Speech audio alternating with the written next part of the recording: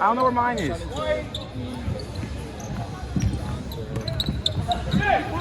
Over there? No problem. No problem. Appreciate you.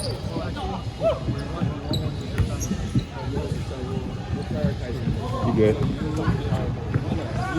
We have time on UBA tracing. We do have time. We have slot. We just talked about it.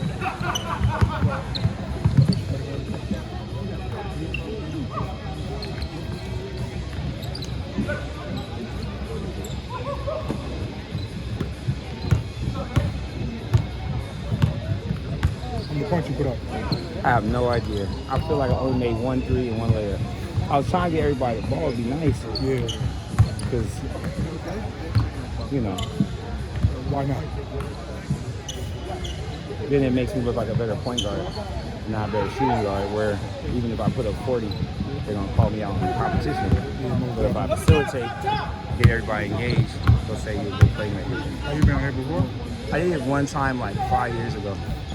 And it was dope. It was dope. But you know, Kobe killed everything. All that positive momentum. I was able to bring my daughter's travel ball team 2021 for the Sparks. It would actually end up being the day. It was the last game that Sue Bird had played here. You know, retirement season.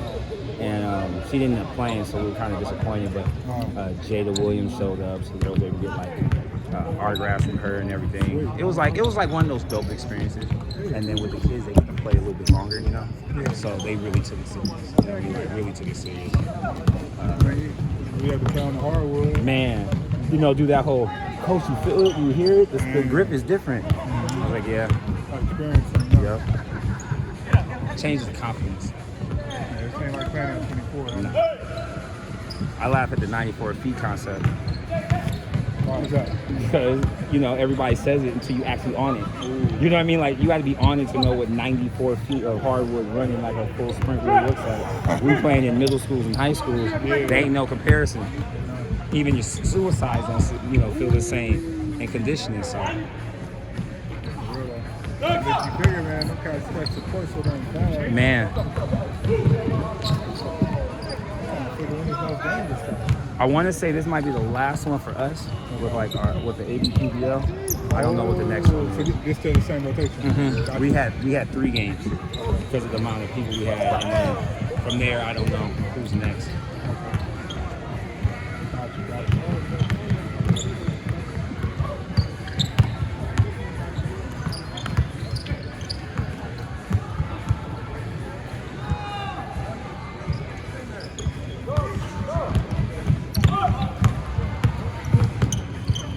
Y'all play outside of this? Yeah, so the Avpbl is from the Antelope Valley, and then it's the Antelope Valley Filipino Basketball League. So it's like all Filipinos. They've been established since 2017.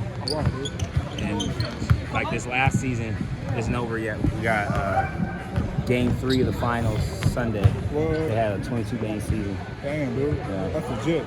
I'm like their low-key head referee, so Oh, for real? yeah. So they blessed me with the opportunity to play. That's cool, man. So I was like, I love it. I see you was out there, homie. You was D'ing up. I was like, what am I gonna do? Like, any of my kids see me out here, they're gonna laugh at me like, Coach, so you actually got to the NBA hardwood, Yeah. and you just you walked a lot, Yeah. and you acted like you was old, Yeah. and you know, okay, I played hard, you know, for 17 minutes, Yeah. and my team won, and we got the little medal. That's what's up. So that's all I can say. I'm like, it's no different than one of you guys' little one-day shootouts, right? Yeah, for real though. I mean, the thing is, like, you get the opportunity, right? It's Right. Like, you can look back on it like, oh, I'm too cool for it. Or you Man. can just go out there and just get it done. And have fun with it, because that's the part. Like, I try to tell all the kids, like, I coach high school, I coach middle school, right? So I'm telling them yesterday, I'm like, I'm not gonna be at work. Okay. All right, for sure. All right, cool, good, man. Thank you, bro. So I'm telling them, I'm like, I'm not gonna be at school tomorrow. They're like, what you gonna do? I'm like, I'm going in the house Kobe built, trying to put up some real buckets. Man. I was like, for real? Not the reaction you would suspect, because they took it for what it really is. Like, oh, you getting to play at the Crypto.com Center, not who you playing against. Because, you know, that's kind of where it is with the kids. It's like, oh, are you going 17U gold?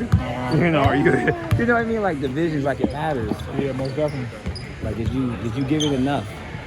I'm not crazy though, homie. Just to be in that era, that space where It changed that much. Homie, it's just like It scares me. Like, I talk about it to them. I was 187, right? I'm like, when I was in YMCA, you could go past playoffs and make it to the Great Western Forum, right? And you got to play at halftime, but it was considered a championship game because it was from a different program from another community, right? Now you don't have that type of stuff. They look at their travel ball games as it, like that's it. So there is nothing. So what about like the McDonald's? All-American and all that. That stuff is still solid. But if you're not, like, say you're the best city or best kid in my city, right? You're not gonna get that look. Like, we got one that graduated last year. He was averaging 29, like 5 and 5. He didn't get the right amount of looks. You thinking no exposure number? He went prep.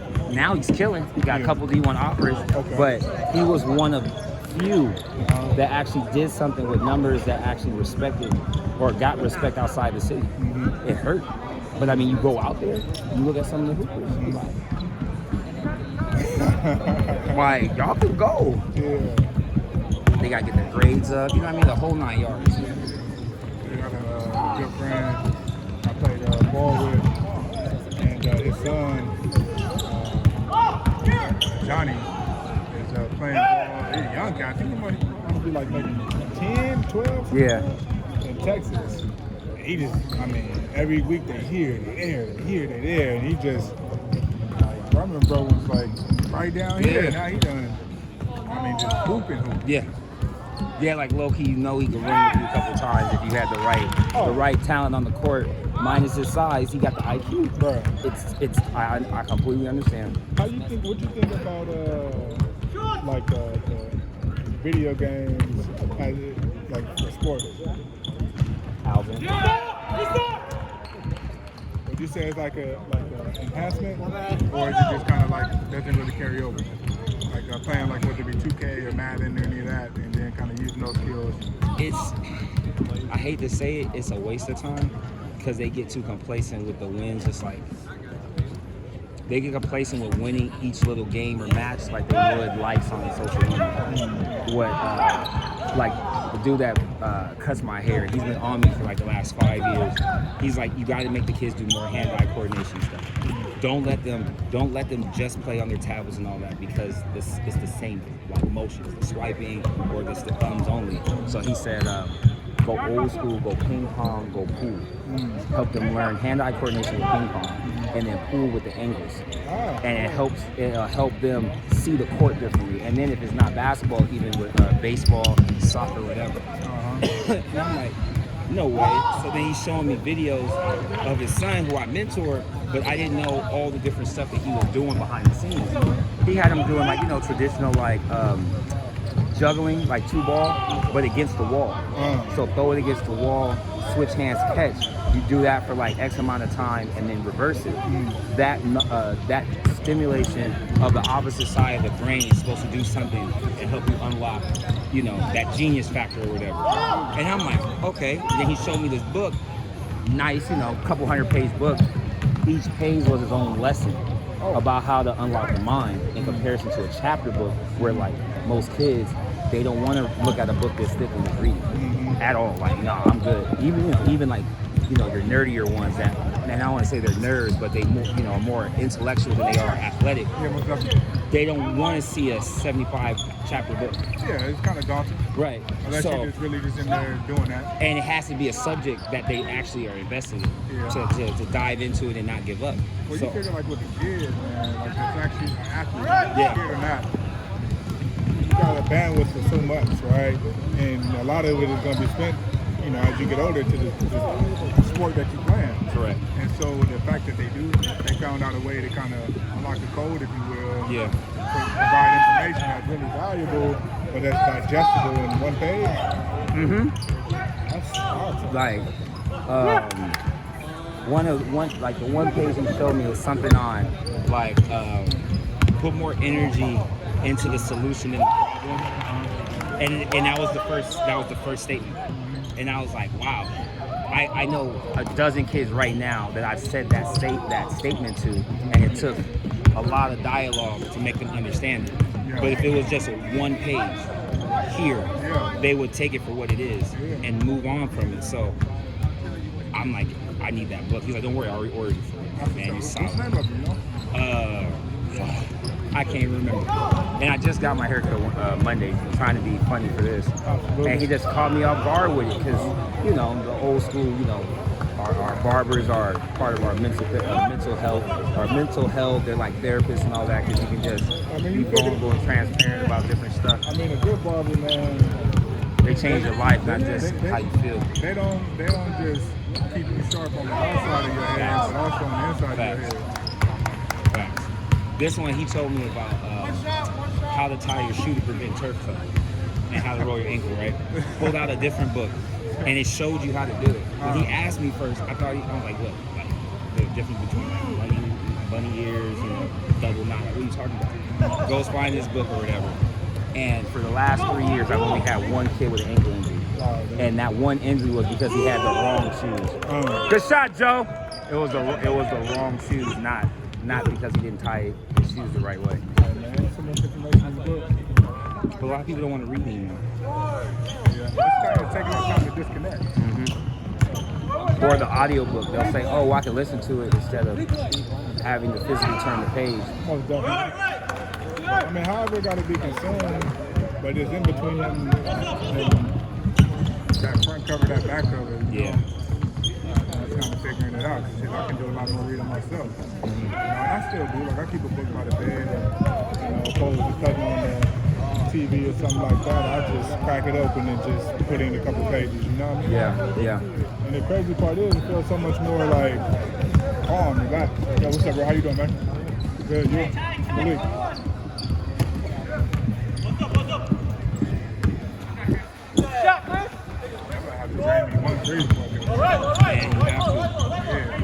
When I did it the first time, I was playing too much. I got to hit a 3 and started shooting early, threw off my mental. Because I'm like, I know it's a deeper 3, but I hadn't warmed up my legs. So I'm going through the motions and just short every shot. And then I try to adjust it instead of just using more legs. So this time I waited until the end to shoot just because I knew, I'm like, man, I had to make sure somebody did something. Like, give me something for an initiative to shoot. And sure enough, got me one.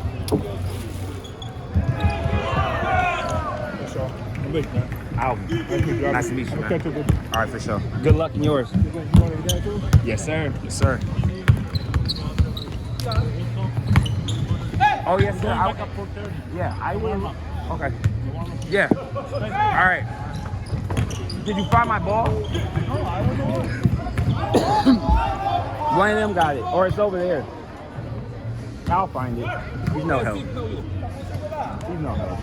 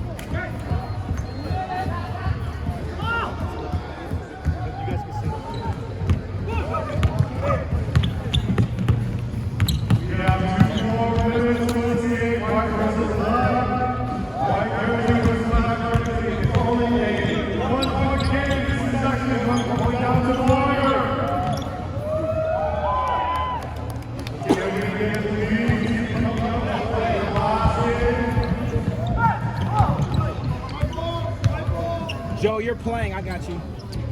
Just know I was talking the whole time. Oh, yeah. Like always. I was talking to that guy Malik over there.